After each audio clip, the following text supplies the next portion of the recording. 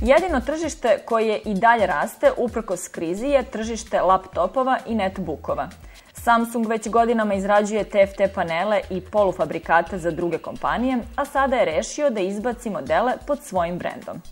24. februara 2011. u restoranu Komunale Samsung kancelarija je novinarima i partnerima zvanično predstavila 3 nova laptopa i 1 netbook. Samsung danas želi da predstavi nešto posebno u Srbiji.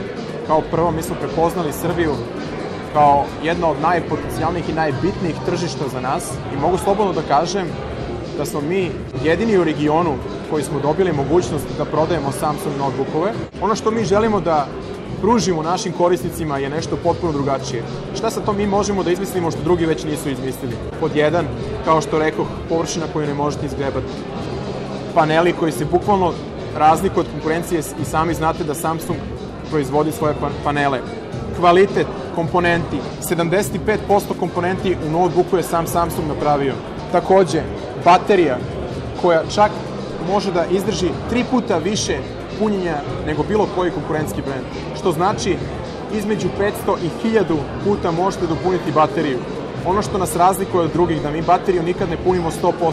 Charger može da napuni bateriju do 80%, samim tim produžava njen životni vek. U samom laptopu i netbooku posjeduje poseban softver koji reguliše punjenje same baterije u odnosu na temperaturu u prostori koji se nalazi. Sama prezentacija se sastojala iz nekoliko delova, a posebna atrakcija je bio vrlo maštovit nastup plesne grupe. Tokom prezentacije predstavnici Samsunga su ukratko predstavili karakteristike svakog pojedinačnog modela.